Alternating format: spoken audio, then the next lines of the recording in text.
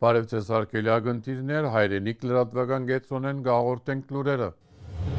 Հայաստանի վարչապետ Նիկոլ Փաշինյան Կոպենհագենի մեջ հանդիպում ունեցավ Ադրբեջանի նախագահ Իլհամ Ալիևի հետ։ Քննարկման արարքը դարձավ Ալիևի գործածած Զանգեզուրի միջանցք արտահայտության խնդիրը։ Ըստ Փաշինյանի բամպերին, Հայաստան վերահաստատած է, որ Ադրբեջանի նախագահային այս խոսույթը որևէ ձևով չի վերաբերիր Հայաստանի տարածքին։ Սակայն Ալիև դարձյալ գործածեց Զանգեզուրի միջանցք կանոնը եւ թերքական պետություններու գազམ་ագերբության անդամ երկիրներու ղեկավարներու հավաքին դիմաց իր արտասանած խոսքի մեջ շեշտեց, որ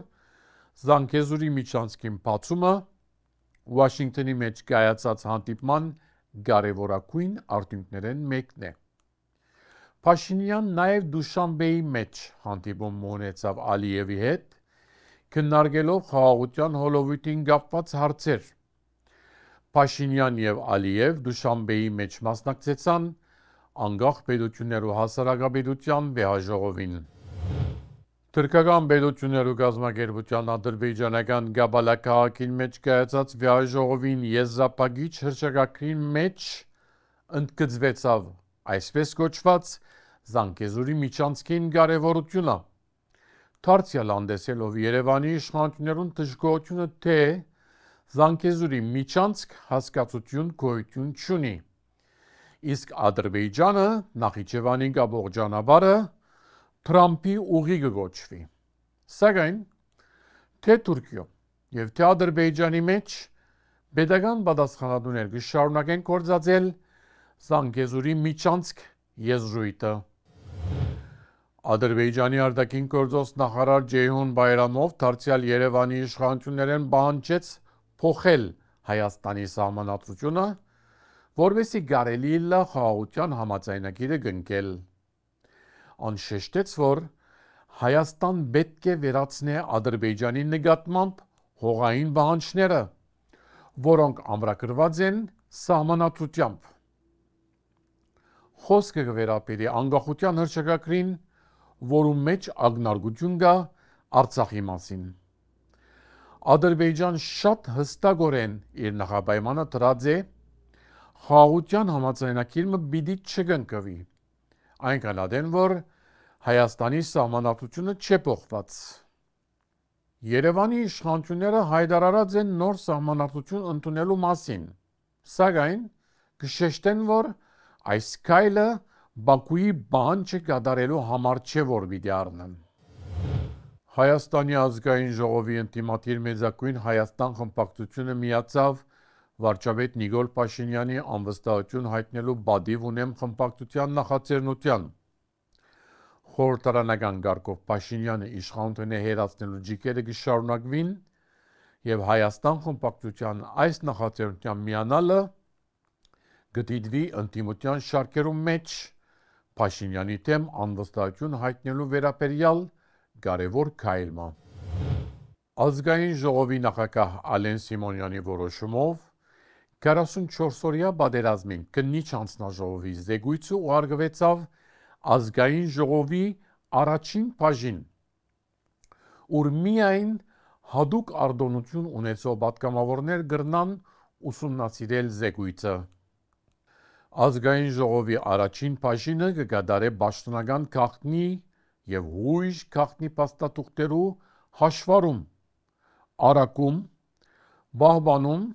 եւ արխիվացում։ Այսպիսով Հայաստանյան Հանրությունը ոչինչ պիտի իմանա զեկույցին մասին, որուն աշխատանքներուն չմասնակցեցավ ընդդիմությունը։ Մինչ այդ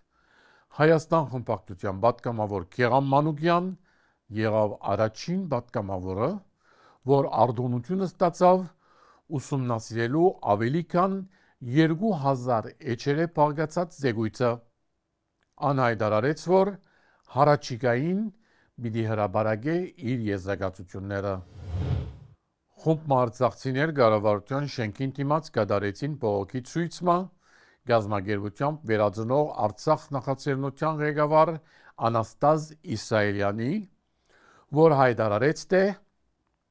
նախապես Երևանի իշխանությունները հայտարարած են, որ Արցախը Հայաստան է, թե արցախցիներուն վտանգ չսպառնար, թե Երևան չի գնար որոշել արցախցիներուն փոխարեն։ Աննկալ դեպավ, որ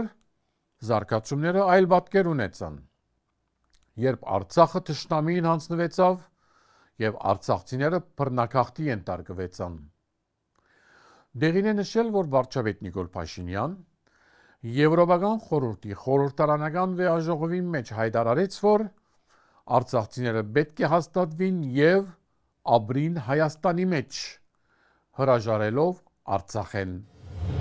44-օրյա պատերազմին անհետ գործված զինվորի հորեղբայր Արսեն Ղուգասյան ցերպակալվեցավ եւ ապա մեկ ամիսով գալանավորվեցավ։ Ղուգասյան քանի օր առաջ Պաշտպանության նախարարության գետրոնին դիմաց հավաքված ծնողներու եւ հարազատներու հետ էր, երբ ոստիկաններ զանոնք կաշկշեցին եւ փորձեցին հերացնել։ Անաբա գալանավորվեցավ խոլիգանություն կատարելու մեղադրանքով։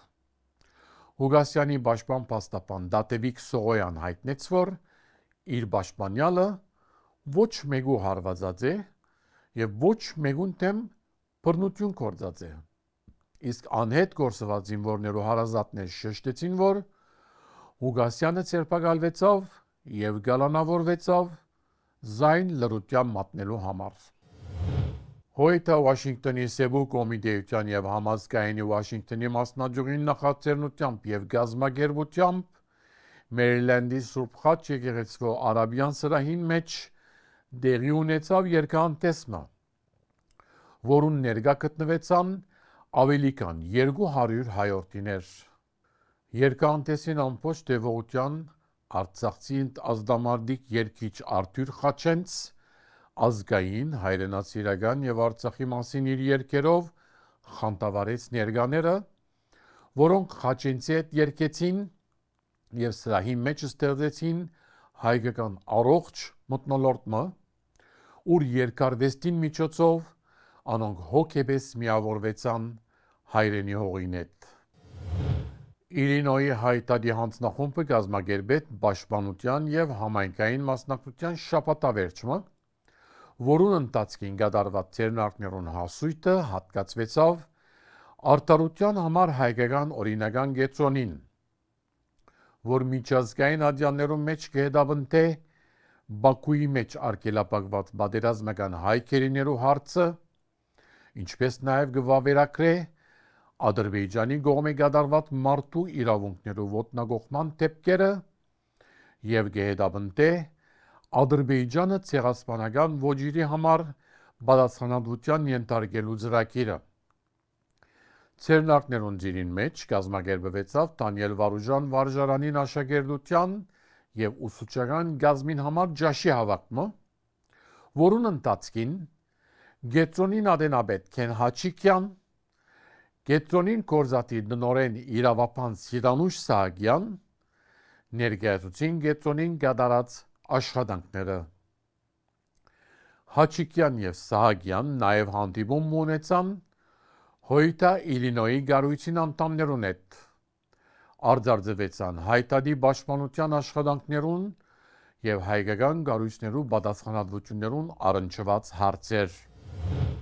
Ամերիկայի հայտարարի հանձնախումբի կորզատիր դնորեն Արամ Համբարյան ողջունեց Կոնգրեսի հայկական խմբակցության ամիսներու շարունակական աշխատանքին իբրև արդյունք Թրամփի վարչակազմին հայտարարությունը, թե Միացյալ Նահանգներ աշխուժորեն կխրախուսեն Երևանն ու Բաքուն ապահովելու համար հայերու վերադարձը Լեռնային Ղարաբաղ։ Նամակին մեջ, որ ստորագրված է Միացյալ Նահանգներու արտաքին գործոս նախարարության օրենսդրական գործերու բաժանմունքի ներկայացուցիչ Փոլ Գուալյանոյի կողմէ, նաև կնշվի, որ Միացյալ Նահանգներ ուշադիր կերպով կհետևին Ադրբեջանի մեջ գալանավորված հայերու դատավարություններուն եւ կհաստատե, որ Բաքուի մեջ Միացյալ Նահանգներու դեսպանատան պաշտոնյաներ հնարավորության բարակային կմասնակցին դատական նիստերուն։ Նամակին մեջ նաև Ադրբեջանի գոչ կկատարվի պաշտպանելու Լեռնային Ղարաբաղի մեջ գտնվող հայկական ժառանգության վայրերը։ Իսկ այժմ հարկելի անգընտիրներ հարցազրույցը պիտի ունենանք քաղաքական վերլուծաբան ազգային ժողովի նախկին պատգամավոր Արման Աբովյանի հետ։ Բարև ձեզ։ Բարի երեկո։ Քաղաքական որոշ ուժեր եւ գործիչներ հայտարարեցին ազգային ժողովի հարաճիգա ընտրություններուն իրենց մասնակցությունը։ Ինչ թիրքի վրա կգտնվին անոնք այսօր հայաստանյան քաղաքական դաշտին մեջ։ Տեսեք, ըստ էության ունենք մի իրավիճակ, երբ որ 3 հիմնական քաղաքական ուղղություն է։ Առաջինը իշխանական, որտեղ ամեն ինչ պարզ է, եւ դա իշխանության համար համ լավ է, համ վատ է։ Ինչի համար վատ է, փոքր ինչ անց կխոսենք դրա մասին։ Ընդդիմադիր ուժերը դիրքավորվել են երկու, ուղղությամբ։ Մեկը պայմանական ռադիկալ ուղղությունը, որը այլընտրանքային, կերպարով հանդես գալով, այնուամենայնիվ հիմնականում կառուցում է եւ կառուցելու է իրենց քարոզարշավը իշխանության մերժելու գաղափարի շուրջ։ Եվ երկրորդը այլընտրանքային լուծումներ առաջարկող ուժերը, կամ այլընտրանքային լուծումներ առաջադրող շարժումները, որոնք կառուցելու են իրենց դիրքավորումը ավելի դրական, ավելի պոզիտիվ, ասենք ասենք, օրակարգերի շուրջ։ Այսինքն ոչ միայն քննադատություն, այլ նաև լուծումներ։ Ու պայմանական ճանապարհային քարտեզներ են ներկայացնելու։ Եվ պետք է հասկանալ, որ հիմնական պայքարը, այո, որքան էլ տարօրինակ չհնչի, ինքը ընդդիմադիր դաշտում է լինելու։ Ինչու փոքր ինչ անց կխոսենք դրա մասին, բայց այնուամենայնիվ շատ խայտաբղետ, շատ, գիտեք, հագեցած, շատ sense քիփ կամ երևանյան բարբառով ասած քիփլիկ, sense մի իրավիճակ է ստեղծվում հայկական տեղեկատվական, քաղաքական եւ առհասարակ հասարակական դաշտում։ Ինչպես կբացատրեք ընդդիմության շարքերում մեջ դիրող մրցակցությունը իրենց միջև եւ քաղաքացիական պայմանագրին հետ։ Սա էլ է բնականon, շատ պարզ պատճառով քաղաքականապես ակտիվ, հասարակության մասը, այդպես է ստացվել, հիմնականում առայժմ չի կողմնորոշվել հստակ նախապատվությունների, այսինքն որ ուժին կամ որ անձին կամ որ լիդերին ձայն են տալու։ Եվ հաշվի առնելով դա, ես կարծում եմ, որ հենց դրա մեջ է թաքնված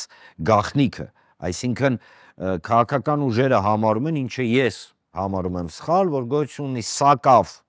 սոցիալապես, քաղաքականապես ակտիվ զանգված եւ պետք է այդ ակտիվ զանգվածի վրա աշխատել։ Ինչը իհարկե իմ կարծիքով սխալ է, շատ պարզ պատճառով, որքան ընդդիմությունը պայքարում են իրար մեջ, որովհետև պայքարի տարբեր երանգներ կա կոնկուրենցիա եւ կա պայքար։ Եվ եթե գնում է պայքար, որը իր մեջ ներառում է դասական օրինակ վարքաբեկման էլեմենտներ, ճնշման էլեմենտներ, հակառակորդ, որը ըստ էության հակառակորդ չի, այլ գործընկեր է, եթե այսպես վերցնենք վերացական առումով, ցեղ շպրտել եւ այլն, ինքը աշխատում է միայն եւ միայն իշխանության օգտին։ Շատ պարզ պատճառով իշխանությունը ունի իր ընտրազանգվածը, որը իմիջիալոց չունի տենդենս մեծանալու, աճելու։ Տենդենս ունի աճելու ընդդիմադիր զանգվածը, բայց երբ որ դու ճնշում ես գործադրում նեգատիվ առումով ընդդիմադիր զանգվածի վրա, ապա այդ պարագայում դու ուժեղացնում ես իշխանություններին, քանզի քո ձայները ընդհանուր առմամբ իրենք չունեն աճի sense պոտենցիալ, իրանք նվազելու են, ժողովուրդը հոգնել է նեգատիվից։